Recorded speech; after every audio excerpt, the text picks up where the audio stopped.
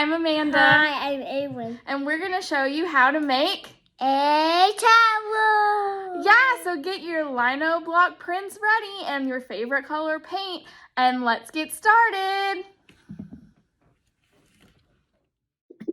The first thing we're going to talk about is the materials we're going to need today. The first thing that little Awen is showing us is a 4x6 speedy carve block. The next piece of equipment we're going to need is our carving tool with our little different utensils on the inside of it. The next thing we have is our brayer, which is what we're going to apply our paint to our block with.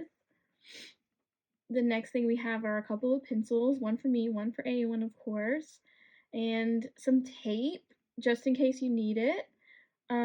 The next thing is some paint. We have a few different colors. These are fabric paints, but you can also get acrylic with fabric medium if you like.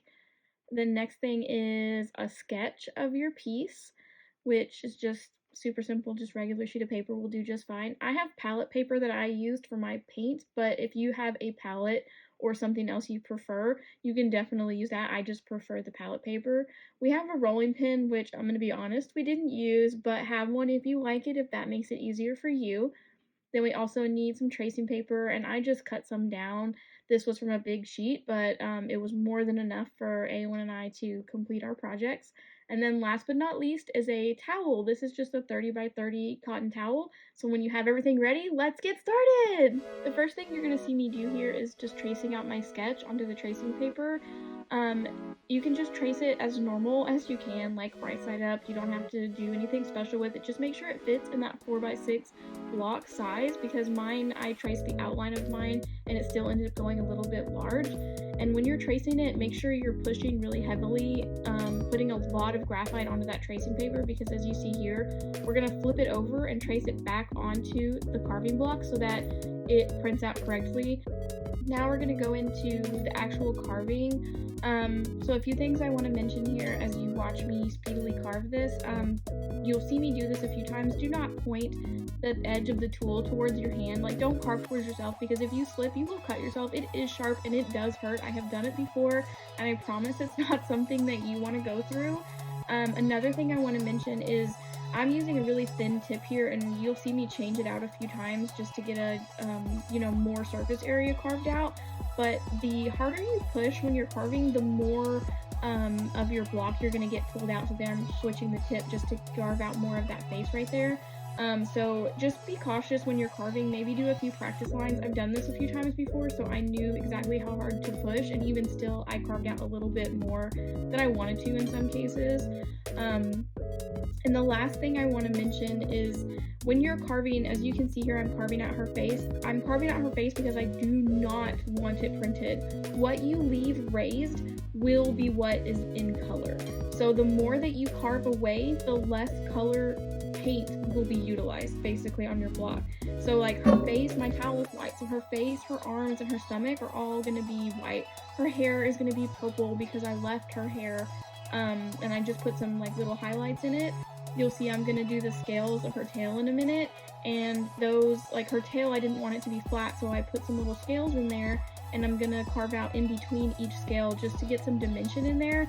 So remember, carve what you do not want colored, leave what you want to be colored. It's very important. You can always carve out more, but you can't put it back in once you've carved it.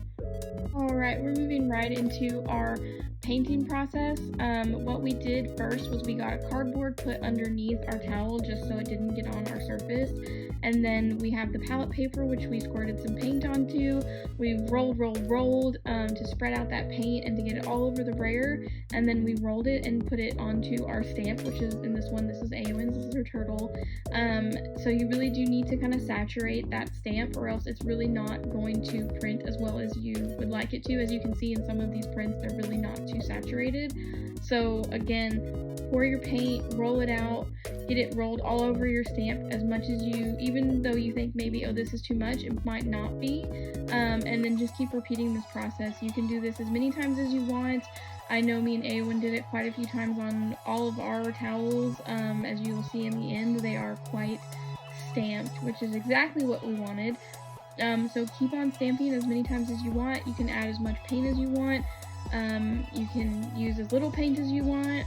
If you don't really want them to be super duper bright like this, you want them to look a little faded, that's totally fine. You can always do it that way. In this one we did want ours pretty saturated, so we used quite a bit of paint for these ones.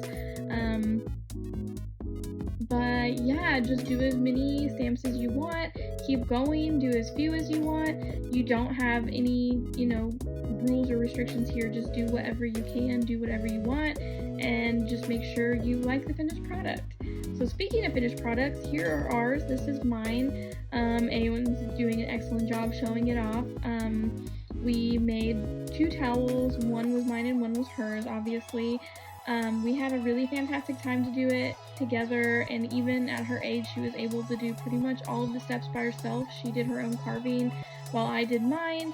She did her own stamps. The only thing I really helped her with was rolling the brayer, so this is a great activity for kids.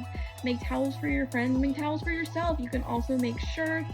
You can do prints on paper. It's a really fun activity, and I hope you enjoyed it. I hope you had a fun time watching me and Awen make our towels, and hopefully one day in the future we get to see something that you make.